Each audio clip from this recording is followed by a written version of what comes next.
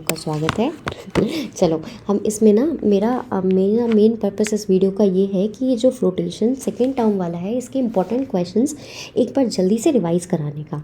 ठीक है, एग्ज़ाम से पहले ये वीडियो देख लेना, कहीं ना कहीं हेल्प हो जाएगी। सबसे पहले थ्रस्ट क्या होता है हमें पता है। थ्रस्ट क्या होता है, जब फोर्स परपेंडिकुलरली एक्ट करता है, 90 डिग्री पे एक्ट करता है तो उसी को थ्रस्ट कहते हैं। तो क्या थ्रस्ट फोर्स है? हाँ बिल्कुल थ्रस्ट फोर्स है।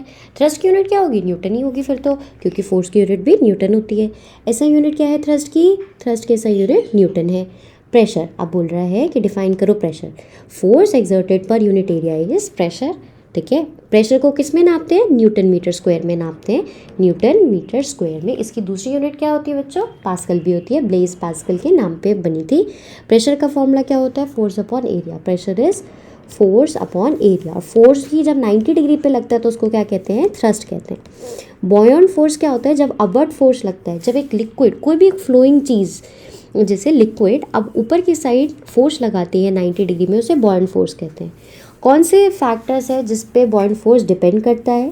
तीन चीज़ें हैं। पहला होता है volume of the body must, density of the liquid और एक्सेलरेशन ड्यू टू ग्रेविटी। कौन से तीन फैक्टर्स हैं जिस पे बॉयंट फोर्स, जो पानी 90 डिग्री पे फोर्स लगा रहा है, वो डिपेंड करता है? पहला होता है वॉल्यूम ऑफ द बॉडी, कितनी भारी है बॉडी, पानी की क्या डेंसिटी है, और एक्सेलरेशन ड्यू टू ग्रेविटी। कभी भी एक ऑब्जेक्ट को जब हम फ्लूइड में इमर्स करते हैं, कौन से दो फोर्स उस पर लगते हैं उसके बारे में बताएं। पहला लगता है वेट ऑफ द बॉडी। ठीक है, जैसे कोई पानी की बाल्टी है, तुमने इसमें कोई भी ब्लॉक को इमर्स करा तो ये ब्लॉक का जो वेट है, एक तो ये इफेक्ट कर, ये नीचे की साइड जाता है, और बॉयंट फोर्स जो पानी इस पे फोर्स लगा रहा है उसको ऊपर की साइड लगाता है। दो फोर्सेस ऐड कर रहे हैं, एक weight of the body add कर रहा है, एक बॉयंट फोर्स ऐड कर रहा है। नेक्स्ट रहता है कि why does block of a would under water. जब भी हम ब्लॉक ऑफ द वुड, कोई भी वुड के ब्लॉक को पानी के नीचे ढकेलते हैं, वो सरफेस पे आ जाता है, वो सरफेस पे आ जाता है। क्यों? द रीज़न बीइंग क्योंकि पानी उस पर बॉयंट फोर्स लगाता है, क्योंकि पानी उस पर बॉयंट फोर्स लगाता है, 90 डिग्री का फोर्स लगाता है हमेशा। अच्छा देखो कितना इंटरेस्टिंग क्वेश्चन है कि एक ऑब्जेक्ट है जिसका वेट 200 न्यूटन है, वो फ्लोट कर रहा है, तो बताओ उस पर कितना बॉयंट फोर्स लग रहा है। इसमें और तो कुछ दे नहीं रखा, तो बच्चा कंफ्यूज हो जाता है। फोर्स क्या होता है? Mass into acceleration. तो हमारे पास अब देखो, अब यहाँ फोर्स दे दिया, अब कैसे सॉल्व करें? बस मैग्नीट्यूड बॉयंट फोर्स का निकाल लें। और ऑब्जेक्ट फ्लोट कर रहा है, फ्लोट कर रहे का मतलब क्या है? जितना ऑब्जेक्ट का वेट है उतना ही वेट पानी लगा रहा है इस पर, उतना ही बॉयंट फोर्स है, इसलिए तो फ्लोट कर रहा है।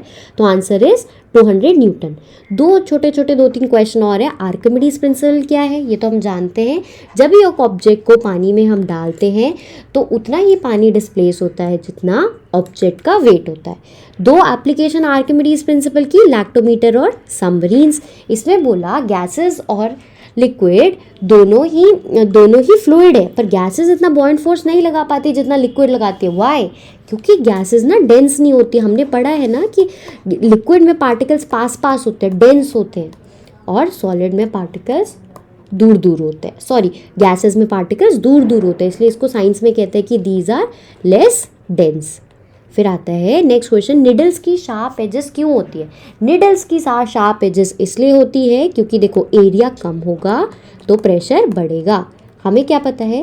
Pressure is equal to force upon area.